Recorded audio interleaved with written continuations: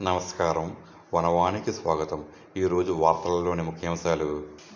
Agency ప్రాంతాల అభివృద్ధికి ఉద్దేశించిన ఐటీడీఏల పనితీరుపై రంపచోడవరం ఎమ్మెల్యే మిరియాల శిరీషాదేవి తీవ్ర అసంతృప్తి వ్యక్తం చేశారు. బుధవారం జరిగిన అసెంబ్లీ సమావేశాల్లో ఆమె మాట్లాడుతూ ఐటీడీఏల నిర్లక్ష్యం కారణంగా ఏజెన్సీ ప్రాంతాలు అభివృద్ధికి నోచుకోవటం లేదని ఆవేదన వ్యక్తం చేశారు.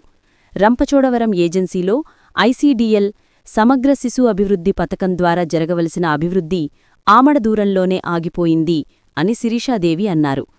గత 10-15 సంవత్సరాలుగా ఒకే అధికారులు ఐటీడీఏలో కొనసాగుతూ గత ప్రభుత్వంలోనూ ప్రస్తుత ప్రభుత్వంలోనూ తమ చలామణిని సాగిస్తున్నారని ఆమె ఆరోపించారు.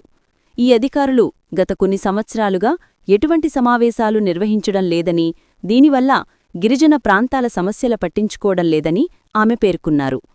ఈ సమస్యపై తక్షణమే దృష్టి సారించి సంబంధిత మంత్రివర్యులు జోక్యం చేసుకుని పరిష్కరించాలని ఎమ్మెల్యే శిరీషాదేవి అసెంబ్లీని కోరారు. ఏజెన్సీ ప్రాంతాల అభివృద్ధికి అధికారులు మరింత బాధ్యతాయుతంగా వ్యవహరించాల్సిన అవసరం ఉందని ఆమె ఉద్ఘాటించారు. చైర్మన్లు గదా వైసీపీ ప్రభుత్వంలో చేసిన అనాలోచిత జిల్లాల విభజన ప్రభావంతో మారిన ఆయా జిల్లాల పరిధిలో ఉన్నటువంటి ఐటీడీఏలకు కొత్త జిల్లా కలెక్టర్ను చైర్మన్గా చేస్తూ రాష్ట్ర ప్రభుత్వం ఉత్తర్వులు ఏమైనా జారీ చేసిందా లేదా? నిబంధన ప్రకారం ఐటీడీఏలలో గత 6 సంవత్సరాలుగా అంటే 2019 నుంచి 25 వరకు ఎప్పుడెప్పుడు వార్షిక సమావేశాలు ఎవరి అధ్యక్షతన జరిగాయన్నది మా మంత్రి గారు తెలపగలరు. అదేవిధంగా రంపచోడవరం ఐటీడీఏకు ఇతర ఐటీడీఏలకు గత ఎన్ని సంవత్సరాలుగా సమావేశాలు నిర్వహించలేదు. త్రైమాసిక సమావేశాలు కాకపోయినా కనీసం వార్షిక సమావేశాలు కూడా సక్రమంగా నిర్వహించకపోవడానికి గల కారణాలు తెలపగలరు.